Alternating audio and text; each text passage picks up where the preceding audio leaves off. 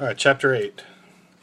First question asks, evaluate Erickson's stages of psychosocial development, explaining what aspects of his theory seem most convincing, and support your answer.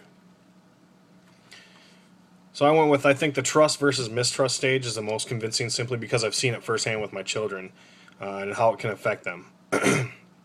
They will absolutely trust someone more that cares, loves, and is more affectionate with them than someone who is not.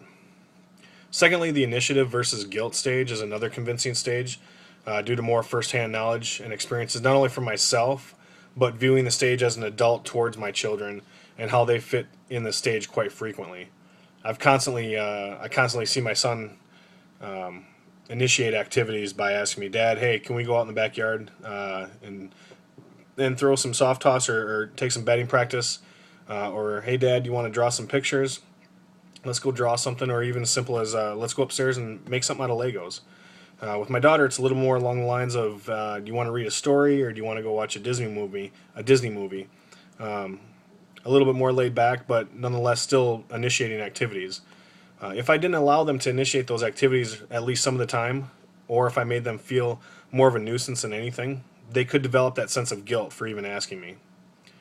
And the last stage that's most convincing to me is the ego integrity versus despair stage.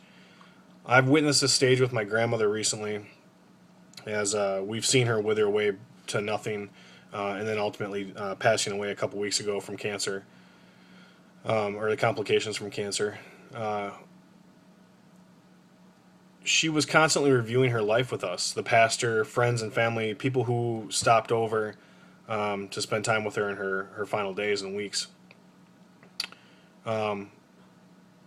She shared that stuff with us to feel satisfied and gain a sense of accomplishment, I believe. And then there was a story of 2 days before she passed away, my mother came to me and said, Grandma got some energy from somewhere because she went outside and she had these bulbs and she was a big gardener. She always had a nice garden and flowers all outside her house, and she had to plant these bulbs for some reason. And I wonder why that was. And excuse me, after talking to the hospice worker, she says that they frequently see this stuff with people that are near the end. They want to do that one last thing before they pass away. This was another one of her sense of accomplishments near the end. Second question asks, using Baumrine's categories, classify the parenting style your mother and or father used in rearing you. Cite examples of techniques they use that support your classification. Do you agree with Baumrine's conclusions about the effects of that parenting style on children? Why or why not? And then the third part of that question I'll get to in a minute. The parenting style my mother used most with me is a slight mix between the authoritarian and the authoritative style. My mother had a very strict time on when I needed to be back in the house. And if not, I was usually punished for it with extra chores or being grounded or having my skateboard or bike or whatever means of transportation I had at that time taken away from me for X amount of time. Also, swearing and foul language was a no-go in the house. I remember even until the age I was like 13 or 14, I had a friend over for dinner one time and I let something go, let something slip accidentally at the dinner table, and she popped me right in the mouth for it. She did not tolerate that stuff. I'm still very respectful of this rule in her house to this day. On the other hand, her authoritative actions would consist of being much more openly communicative with me about the rules and rationales of them, as well as pushing for my independence at the same time.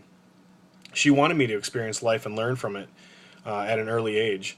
If there was any problems that I ran across, she wouldn't be there just to hold my hand through the whole thing or bail me out without explanation. She would openly communicate with me the poor decision that I might have made and teach me a better way to handle it sometime in the future if it comes across again.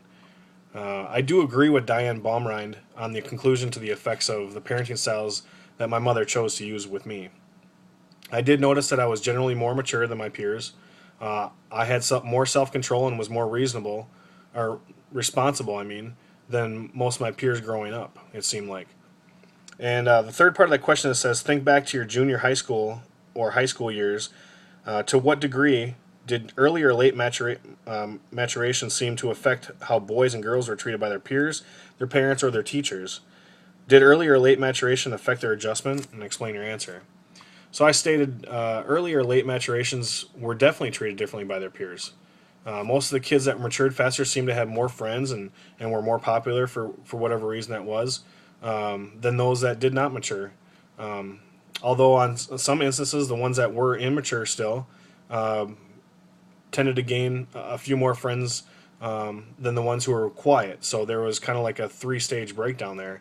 Although some of it may have been peers acting like they were more mature, just for the show of it, which I just mentioned. Who knows? I think teachers definitely treated peers who were more mature a lot differently. They were more flexible with those students. They were able to do things in class or outside of class and given other tasks while we had to stick to the schedule. It seemed like they trusted them more to do that type of thing. So there was more flexibility with those students, I believe, that were more mature. And lastly, I don't think it affected their adjustment too much. Most of my peers I remember that matured early stayed pretty much the same way or the same person through high school and beyond.